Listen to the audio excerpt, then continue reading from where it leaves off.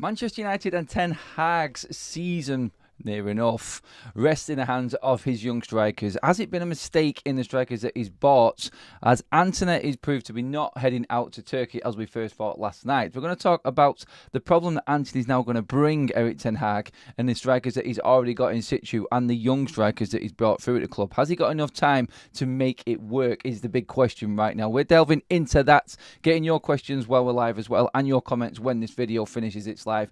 Please give the video a like. This is Forever United TV. I'm Adam. Welcome along to the live show, everybody. Like I said, as many likes as possible on this video, and of course, make sure that you've hit that subscribe button to make sure you miss no Manchester United updates and free content every single day, live 3 times a day, bringing you everything that's going on with United. Right, what is the story and where are we at with everything going on with Antony from last night? It does look like the rumours have sort of calmed down a little bit. Obviously, we had the madness yesterday of Casemiro and Antony supposedly heading out to Turkey in last-minute loan deals. Casemiro has put his to bed completely. Casemiro will not be leaving Manchester United like we thought. It was just ridiculous that we'd be leaving ourselves that short in numbers, as we're already struggling right now in that midfield department, solely reliant on another new signing in Manuel Ugarte coming through and holding up the fort on his own.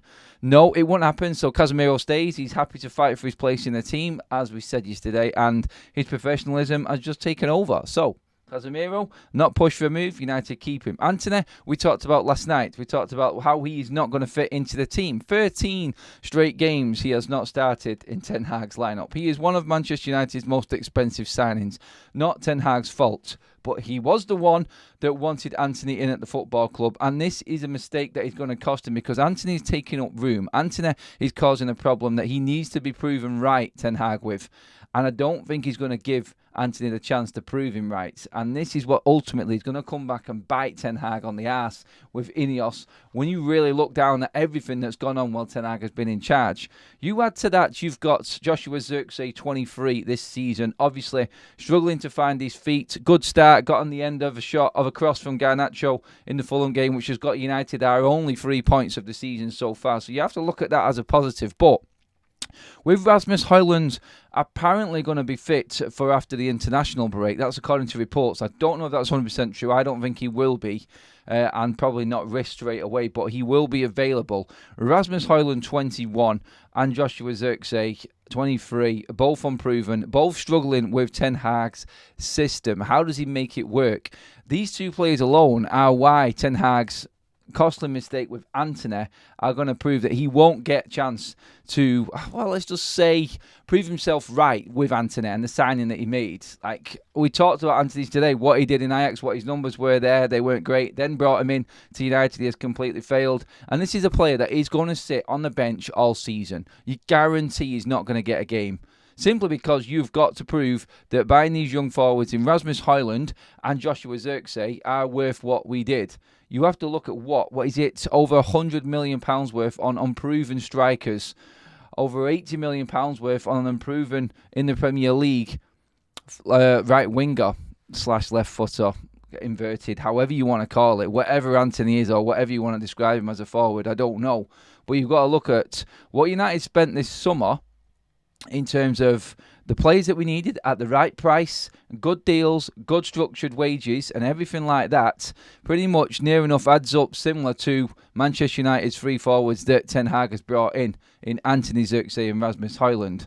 Near enough about £190 million worth of forwards there that is unproven and he needs to make the best of. Antony, I think we have to wash our hands and say it was a massive costly mistake by the club, not Ten Hag. Ten Hag's mistake was wanting Antony in at the football club and thinking that he was good enough for Manchester United. That eye for talent is taken away from Ten Hag this summer, and obviously we've got different conversations going at the club right now, and I think this is the only thing that would give Ten Hag half a chance. But half a chance isn't good enough, and will he get time? He's already wasted so much time in how he's trying to play this team. Ineos cannot put them players out on the pitch and organise them for Ten Hag. What happened in the last 2 seasons has got nothing to do with having a structure behind you now. He needs to make Rasmus Højlund work. He needs to make Joshua Zherka work. The problem you've got right now is And Ineos are coming out and saying that they want to see the new players in situ to see if there's any progression with the new signings. They want to see if they work with Ten Hag's system. Joshua Zherka, as soon as Rasmus Højlund's fit, I don't think starts a game. He's another bench player. Now, Ineos have worked hard and got a deal done for Joshua Zherka. They've gone above and beyond and paid a little bit more to get the instalment payments through. Ten Hag in his comments about Joshua Zherka in pre-season, where he gives us that different option up front. He can do things that not many of these other forwards can do. But you know as well as I do, as soon as Rasmus Højlund is back, Joshua Zherka is going to be on the bench. So why are you bringing a striker in that's going to give you something different to try and help you out in maybe scoring more goals or create more chances after seasons of underperforming in that front line when you're just going to bench him when your original forward line comes back? I know I could be jumping the gun and it could be Rasmus Højlund sat on the bench, but I know that everybody else watching this video knows that Manchester United need a focal point, and the only real out-and-out number 9 at the football club is a young 21-year-old who is busting a gut right now. Probably ahead of schedule, but is at risk of another injury in Rasmus Højlund. That's the problem I've got with the whole setup in this forward line right now. Antony, like we said, has not started a game in 13. He won't start a game. I don't think he'll ever start a game for Ten Hag. He'll be pushing to even get in the games in the Carabao Cup against Barnsley. That's the one game I can see him possibly starting. But for who?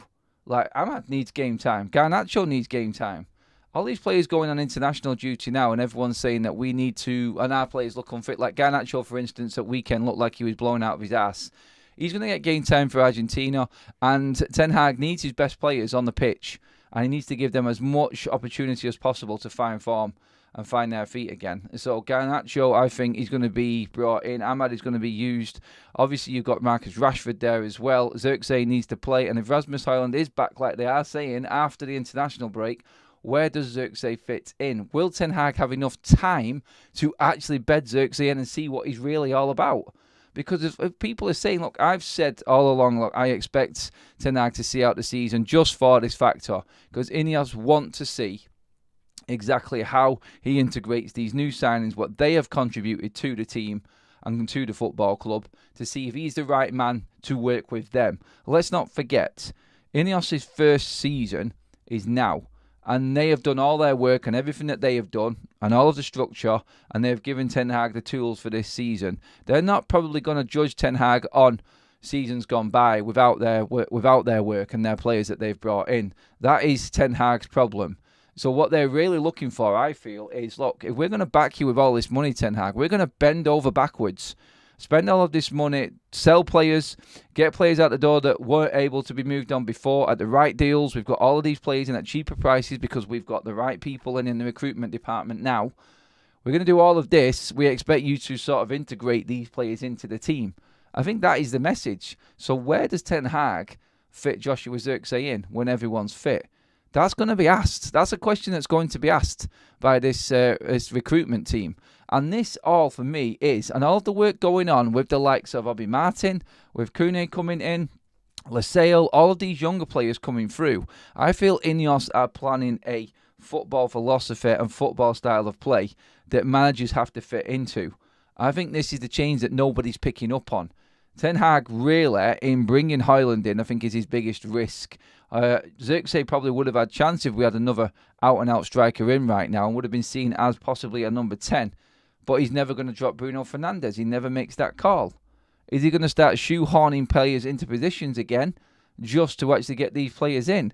But the overwhelming look on things from Ineos, I feel, going into this is like, look, the two previous seasons with what you did with Murto and Arnold clearly failed. Obviously, you've won a trophy, and this team has shown signs that they can compete in certain games, in big games, against the best teams. And Ten Hag keeps banging on about that and telling everybody. But this summer, we have brought you in 5 players for 200 million that we expect to see integrated in. Like they've said, they're not going to take any big snap judgment on Ten Hag until he's sort of brought the new players in, because they have looked at the way that they want to play. Ten Hag knows how they want to play, and they've brought players based off that model. So we are going to see exactly what Ten Hag is made of in terms of these new players in now. I just see a problem in the likes of Joshua Zherka not being able to get in this side. personally, I mean, you guys tell me in the chat, would you want Joshua Zirkzee in at number 9 or Rasmus Højlund in at number 9 when everyone's fit? Right now, I feel like we need that sort of more of a sort of goal-scoring, like poacher, faster, reaction-wise type of striker. I just don't see Zirkzee as a number 9. He's not a number 9. And I would rather have Rasmus Højlund in and a natural fit there. I think sometimes you're looking at Zirkzee on the pitch and he doesn't know where he needs to be. He's sort of all over the show. And he did get in some good positions late on. And hopefully he will prove to be the right type of forward for Manchester United. I just don't have confidence in Ten Hag again in getting it out of him. And I just want to make it clear again, like, I'm not going in on Ten Hag in that way. Ten Hag has to prove the point. He's taking a gamble on young talent. And I have called for this as well. A lot of United fans have called for this. But the problem he's got is what he's done before. Antony. He isn't going to get that chance to prove himself at the football club. He's not got a cat in hell's chance of being able to get the amount of game time he needs to actually show everybody what he's made of. Because you've got other players that are chomping at the bit. There was a great article in the MEN this morning that Ty Marshall had wrote, but talking about how this is going to come back and bite Ten Hag with Antony, because he just doesn't see how he fits into this team. You've got 2 forwards that have left the club, yes, and there's now more space for Manchester United to handle all of the game time for a lot of players, but you've got rid of 2 forwards that weren't contributing anyway last season, and Antony still didn't play last season, and we brought Zirkzee in on top of that, like we said last night. So where does he fit in?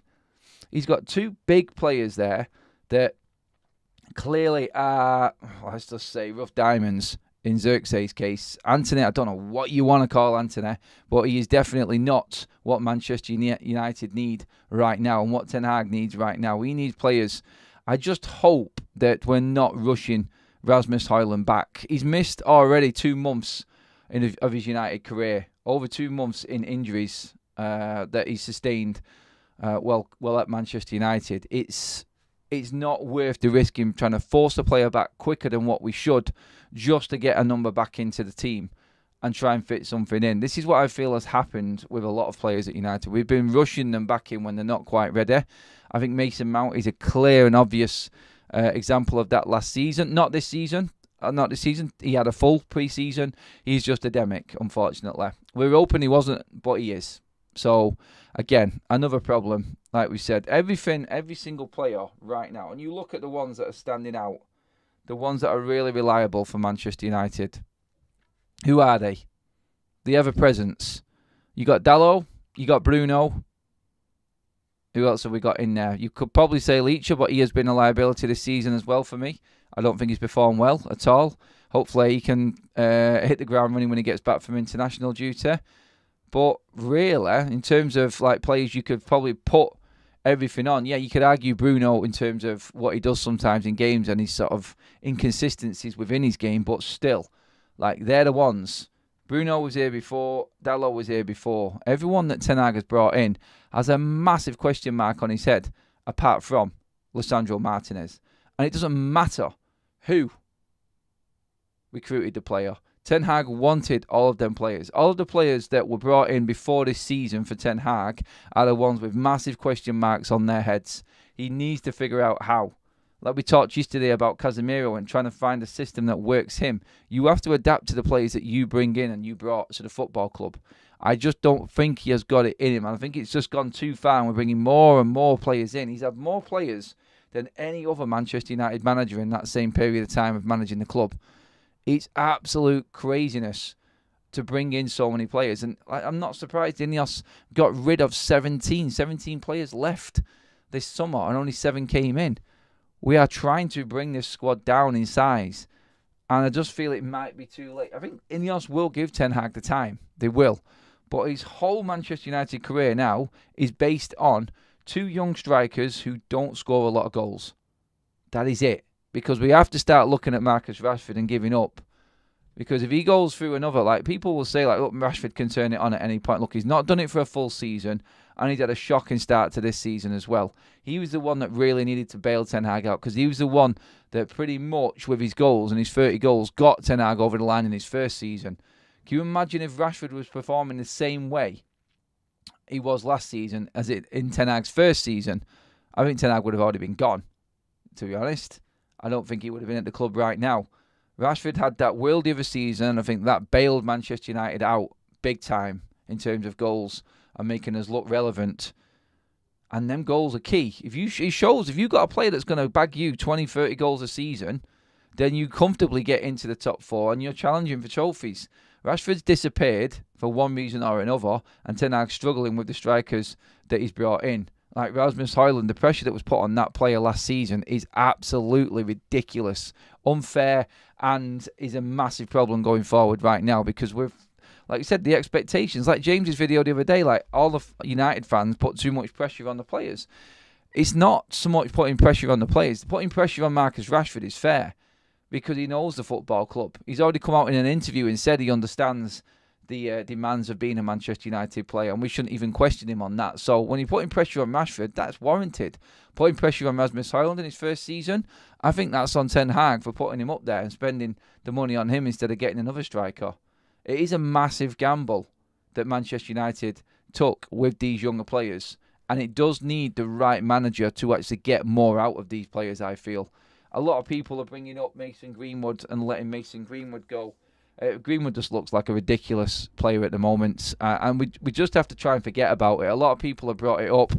We did a little video on our Twitter feed and on our socials yesterday, and an unpopular opinion of a fan was we should never have let Mason Greenwood go. He got cleared of charges, and now look at him. Look, he was never going to fit at United, and we just have to try and forget about it. But that's the type of young striker that United are hoping to get their hands on.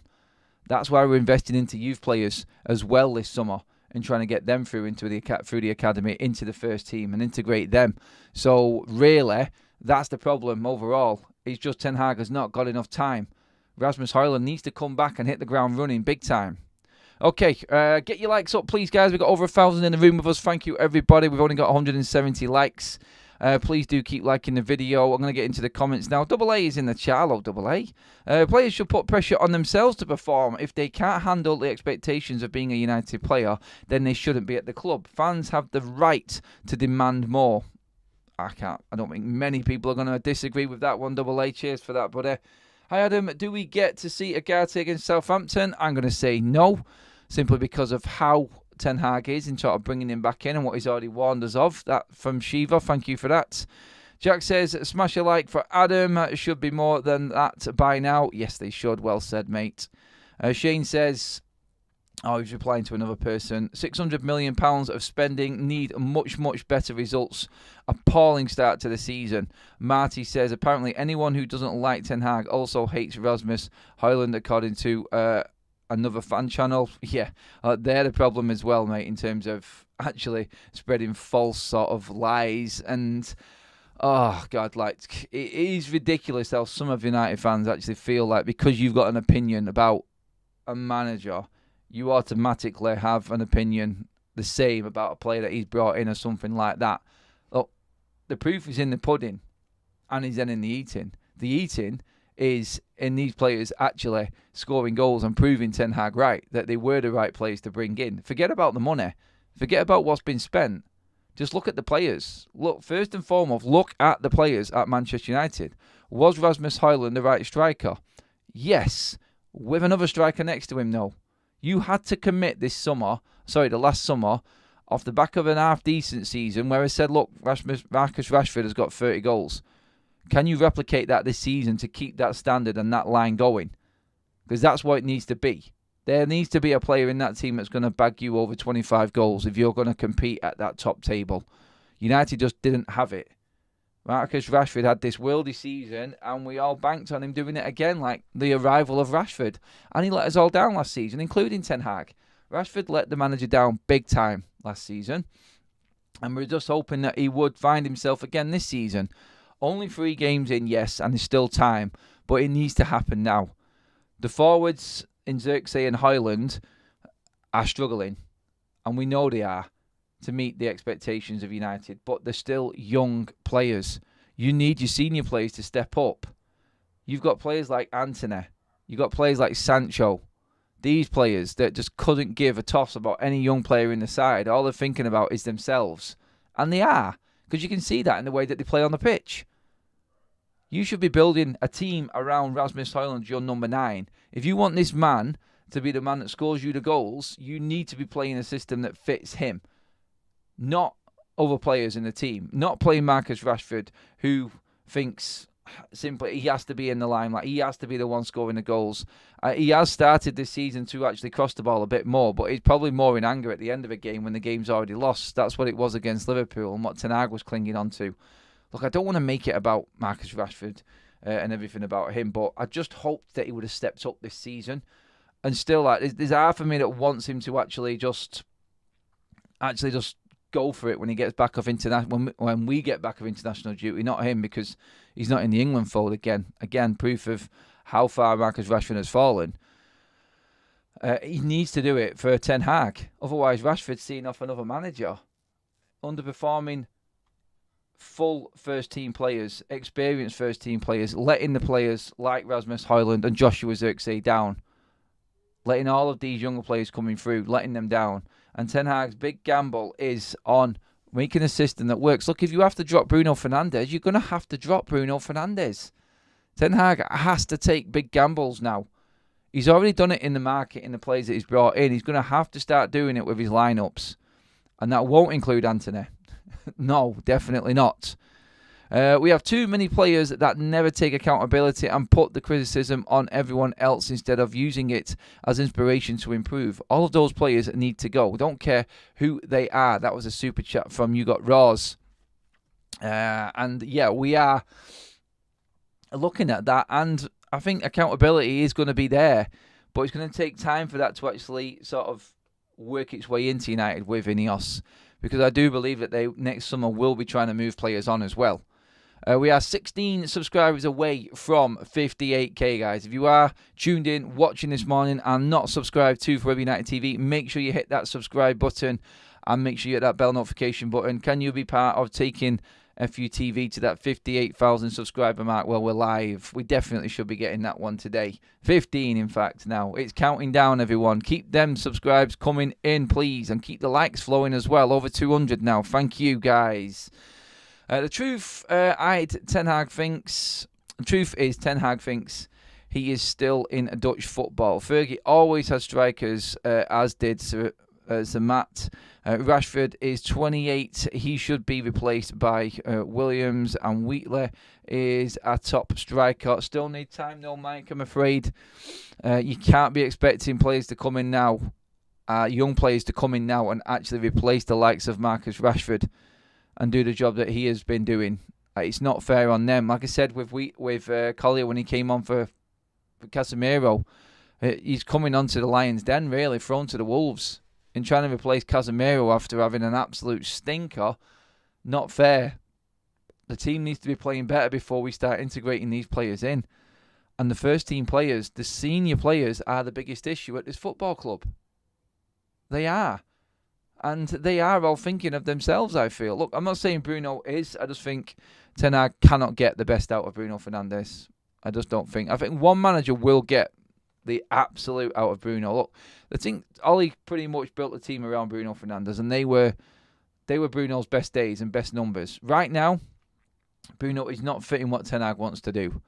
I just think because he puts in more effort than everybody, and that's a fact, he's in this team.